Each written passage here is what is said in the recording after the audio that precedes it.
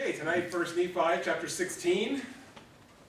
And now it came to pass that after I, Nephi, had made an end of speaking to my brethren, behold, they said unto me, Thou hast declared unto us hard things, more than we are able to bear. And it came to pass that I said unto them, that I knew that I had spoken hard things against the wicked, according to the truth, and the righteous have I justified, and testified that they should be lifted up at the last day. Wherefore the guilty taketh the truth to be hard, for it cutteth them to the very centre. And now, my brethren, if ye were righteous, and were willing to hearken to the truth, and give heed unto it, that ye might walk uprightly before God, then ye would not murmur because of the truth, and say, Thou speakest hard things against us. So the brothers' first reaction after hearing what Nephi said to them is, hey, that was pretty hard, the good things you were saying to us. And so now what does he say back to them at the end of 2 there? So they see the guilty taketh the truth to be hard, for it cuts them to the very center, right? So basically, if you're guilty, then you hear this, yeah, you can take it hard because you see it applies to you, right? And so yeah, you can say that the truth hurts, or having a guilty conscience, or any of those kind of phrases, and that's what it is, right? Because they felt like, well, it applies to them, so that's why they were taking it so hard. If you're doing what's right, then it doesn't matter that you hear, well, what's the consequence of doing wrong, because that's not you, right? But if it applies to you, then yeah, you can feel like you're being picked on, perhaps. And it came to pass that I, Nephi, did exhort my brethren with all diligence to keep the commandments of the Lord. And it came to pass that they did humble themselves before the Lord, insomuch that I had joy and great hopes of them, that they would walk in the paths of righteousness. Now all these things were said and done, as my father dwelt in a tent in the valley which he called Lemuel. He lays it out again in perhaps a little more positive way, so it encourages them to keep the commandments. And, they get, he got a decent reaction now, right, as they humble themselves and, again, raised his hopes a little bit that, maybe they got it this time, maybe they're going to do what's right now. They understand, they get it. And, as we know, the way the story goes, not the case, but, at least for that moment, it's like, oh, good, they're being humble now, they're trying to understand, and maybe they got it. Right, now in 6 it points out that all this is going on in the tent in the valley of Lemuel, which is kind of where they've been pretty much the whole time. Right, they arrived there, and back in chapter 2 or 3, and they've been there the whole time. Now as you remember, we made a little joke about the 150 miles, back and forth. They had to make runs back to Jerusalem yet, right? So they had to go back for the plates in chapter 3 and 4, and then they had to go back for Ishmael and his family in chapter 5, right? So that they had to make these back and forth errands to get what they needed, so they really weren't ready to go any farther, so they would have been that much farther away from Jerusalem. And really, chapters 8 through 14 or 15 only encompass a very short time, right? Because remember, it said when Lehi got up in chapter 8, told him the dream, and then in 10 they were talking about it. 11 through 14, Nephi sees his own vision that explains the dream, and then 15 he comes back and he's talking to the brothers about it. So this is all probably the space of an hour, really. So it's not that a lot of time has passed. It's just a lot of chapters have gone by. But yeah, I think they were kind of camped there, just waiting until they got everything done that they needed to accomplish before they could move any further away from Jerusalem. And perhaps they were waiting for the Lord to prompt them that, okay, now it's time to move on. Because they were out there in the first place because Lehi had a dream that said to leave, and so now maybe he's waiting for the next thing. Because they may not even know which way to go. They just knew they got away from Jerusalem, but now, all right, now where do we go? They're in the wilderness, so it's not like they can follow street signs, all right, or even a road. So they really need the Lord's direction is to know which way to go now. And it came to pass that I, Nephi, took one of the daughters of Ishmael to wife, and also my brethren took of the daughters of Ishmael to wife. And also Zoram took the eldest daughter of Ishmael to wife. And thus my father had fulfilled all the commandments of the Lord which hath been given unto him. And also I, Nephi, had been blessed of the Lord exceedingly. And it came to pass that the voice of the Lord spake unto my father by night, and commanded him that on the morrow he should take his journey into the wilderness. This is kind of what I was getting at, right? I'm going to just skip 7 for a second, but see, in 8 now it says, now with them getting married, it says my father had fulfilled all the commandments that the Lord gave him at the beginning, right? Because he told him to do this and this and this, right? Including that the last was to go get Ishmael and his family, right? So now he's accomplished everything, right? So now in 9, as we said, now it says the Lord spake unto my father and commanded him, okay, tomorrow it's time to move on, right? We were camped out here, and now everything is done that needed to get done at this point, and now we can move on to the next phase, which is going further into the wilderness. Now, in 7, it talks about them all getting married, right? We have kind of written some of that stuff up here some time ago, right? That we put everybody but by name, so it's 3 daughters, 2 daughters. Okay, since that's as much as we know about them, we don't know their names. But so the 3 daughters on this side, right, were married to Nephi, Sam, and Zorm. Okay, and so I'm guessing that Zorm was probably older than the brothers, since he married the oldest daughter. So I'm guessing he was probably older than them. Right, and then Laman and Lemuel got the other 2 daughters. And if you remember when they were first headed out to the wilderness with them, it said that 2 of the daughters were kind of rebellious and didn't really want to go. So I'm guessing that that's probably these 2 over here. Right? It doesn't give names, but I mean it would seem to be a match made in heaven, so to speak. Right? So I think they go over there. Okay, so that kind of fleshes out the whole thing now, right? So as to the whole party that's heading into the wilderness there. And it came to pass that as my father arose in the morning and went forth to the tent door, to his great astonishment he beheld upon the ground a round ball of curious workmanship, and it was of fine brass.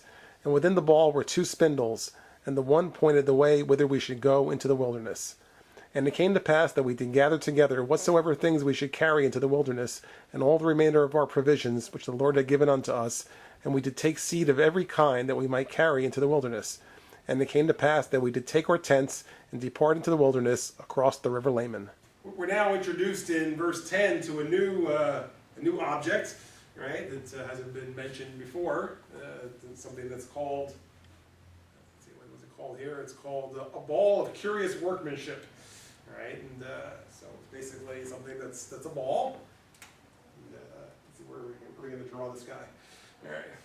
See, these are all the plates they're carrying with them, so we're going to include the ball here. Okay, how's that? A ball. It's of curious workmanship. Now it says it has two spindles on it. Okay, so we're gonna draw maybe something like this.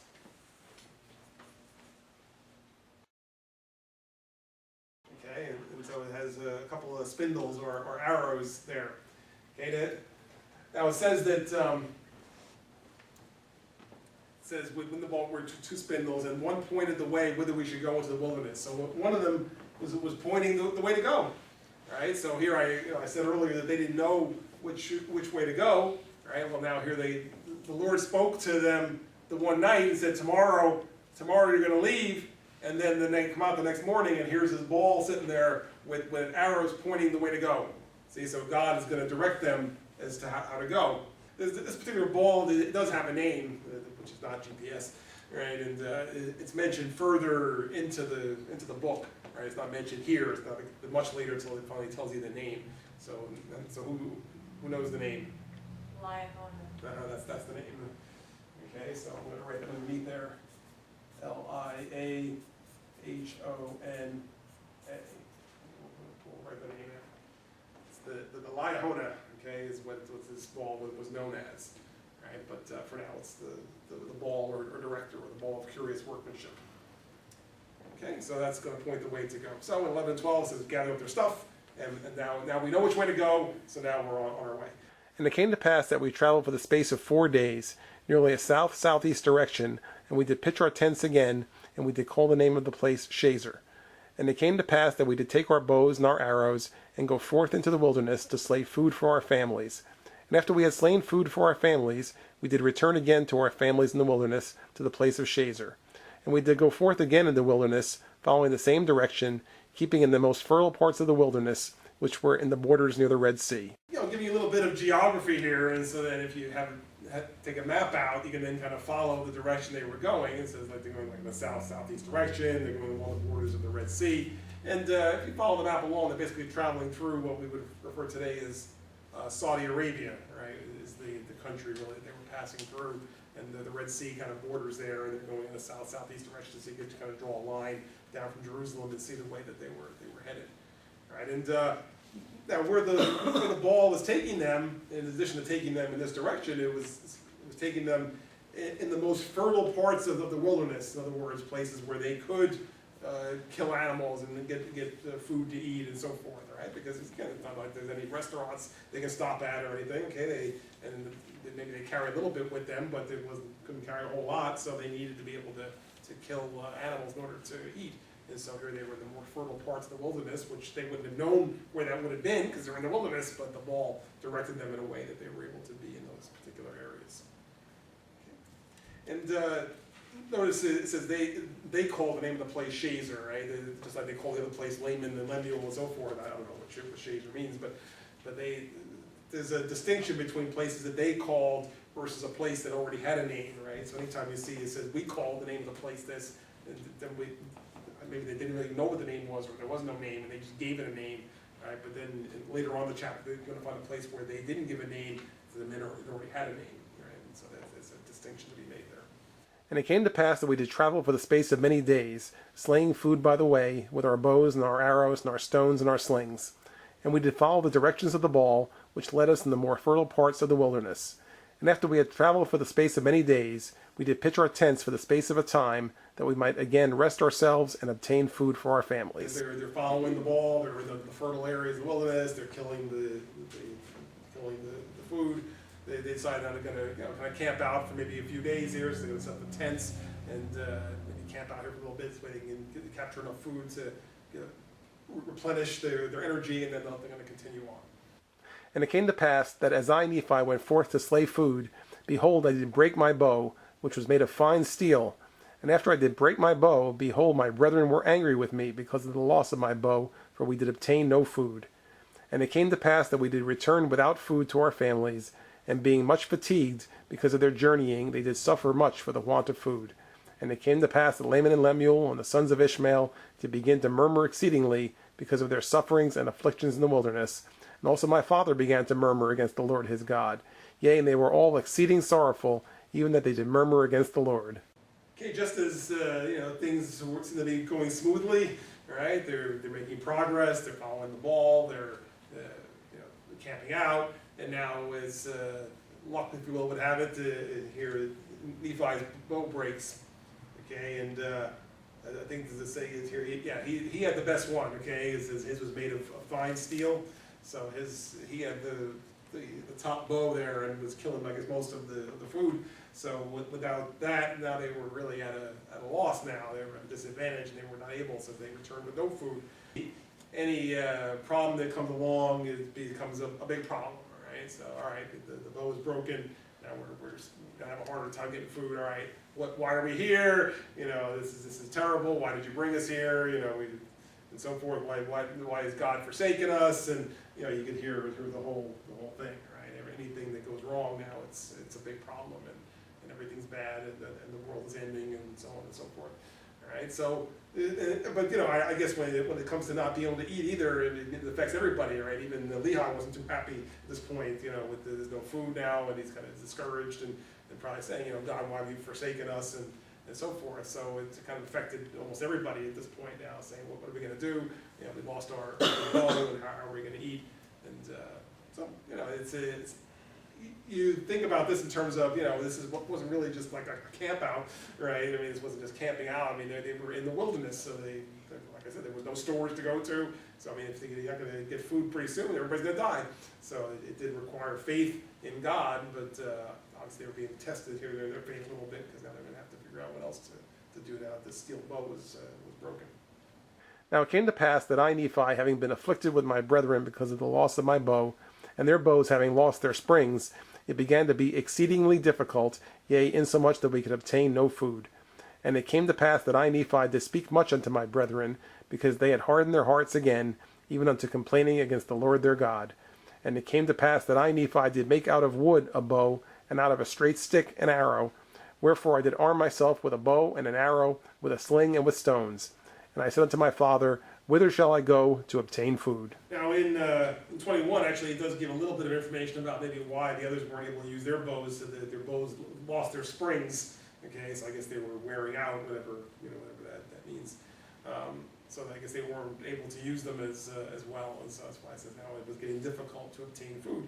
So Nephi did this what? He makes another bow, right? So I guess it wasn't the end of the world, he just made another bow, but he went and got some wood, and he made a bow, and then he got a stick and made an arrow, and now he's got a bow and arrow, he's got a sling and stones, so he says to his father, okay, I'm ready to go now, which way to the food, right? Which way do I need to go to provide food for us now?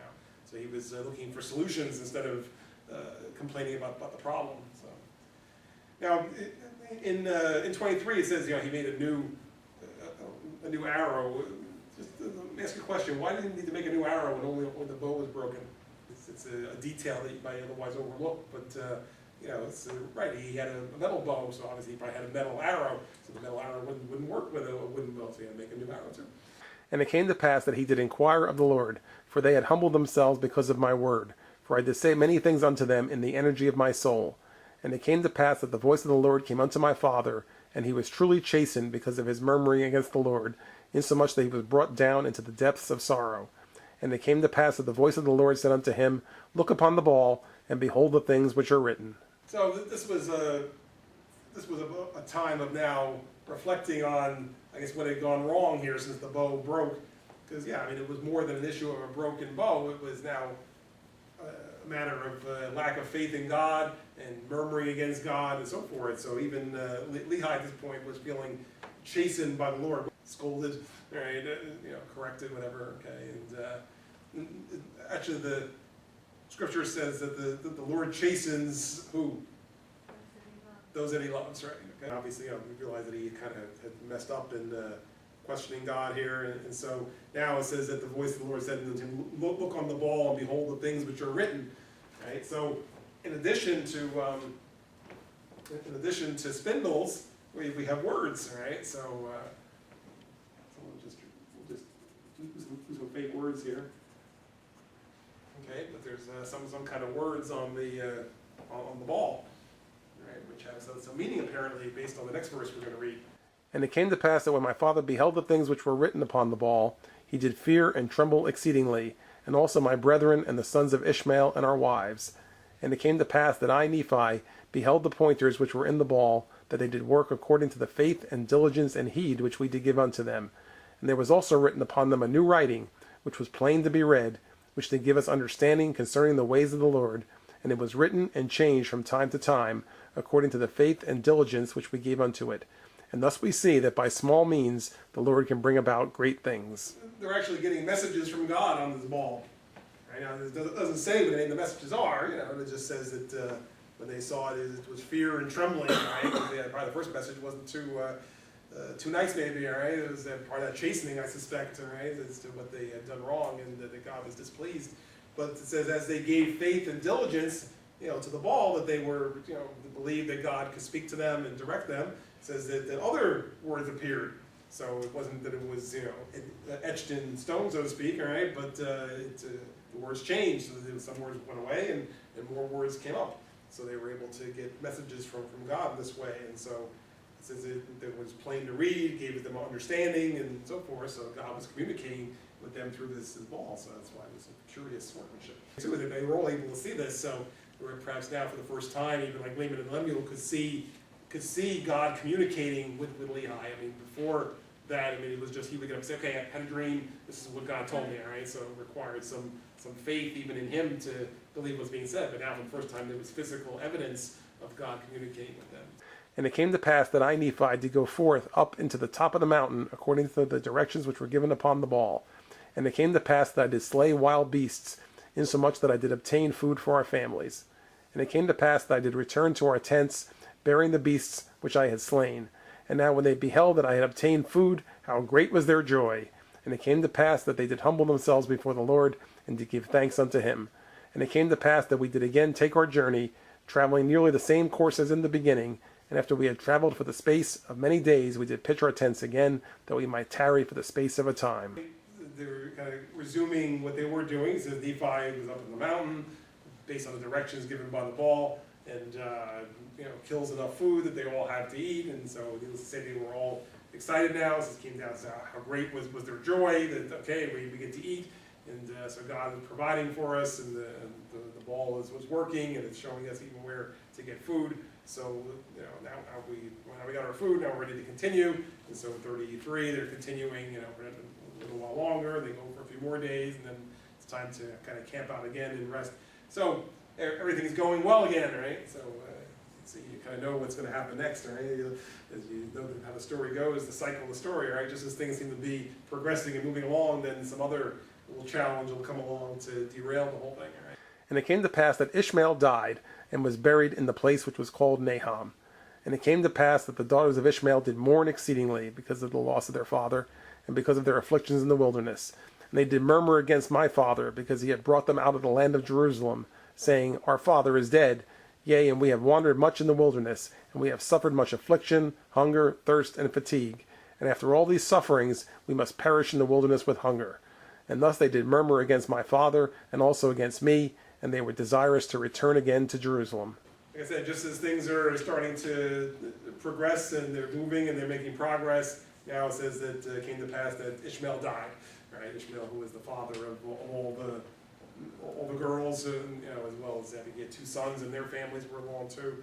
So now he died. It says and was buried in a place which was called Nahom. Now, before I say any more about that, I'll mention the place called Nahom. Remember I said earlier that there were places that it says that they call the name. It says this one, which was called Nahom. So this would be a real place, if you will, a real name. And in fact, that there is a pillar in this area or something with the letters NHM on it that's been found, in more recent times, which would seem to identify this particular place, right? Because this was the one that had a real name. So I mean, this was a real place with a real name. So as opposed to the other ones that they were just giving names as they went. So that's the significance of this particular place. All right. So this is it. So Ishmael died. So let's see, where's Ishmael?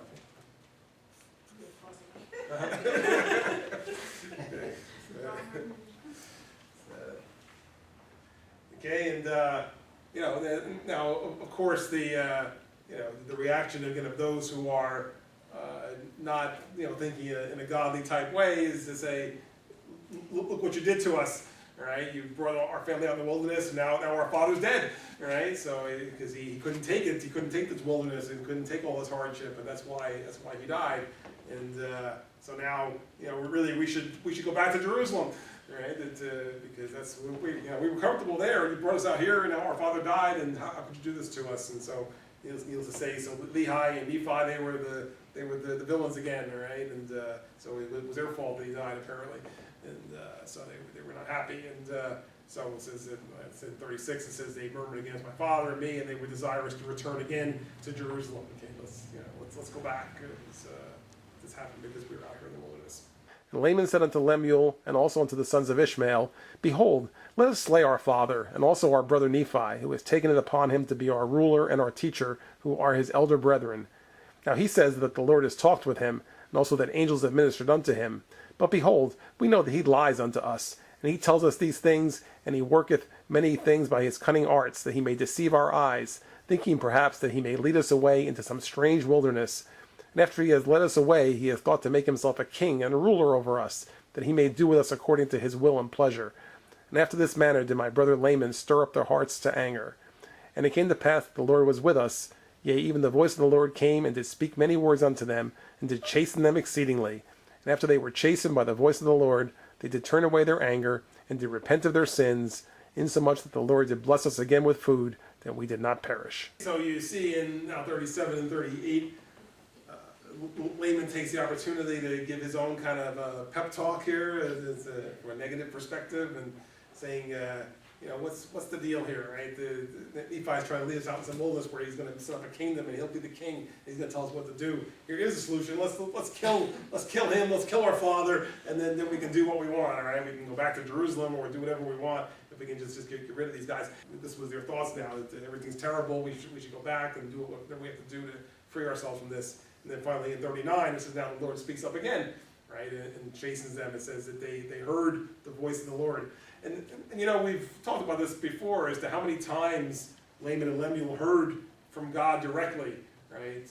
Enough, more so than probably any of us ever have heard, direct messages like this. And, he speaks to them directly and chastens them, right? There was the time they saw the angel. There was, they saw the Liahona there, with words. So they get all these messages from God, and yet it's not enough. Every time something happens, then it's a problem, and we shouldn't be here, and let's go back to Jerusalem. Let's forget about all this kind of stuff. So So you see that, it's easy to see that it was kind of a hopeless thing, that, Nephi had some hopes at one point earlier in the chapter as he spoke to them, looked like they're getting it, but as you can see, they don't really get it, because every time something happens, then it's a tragedy, right? So there's never really any faith in God shown, and as soon as one bad thing happens, then okay, it's all out the window.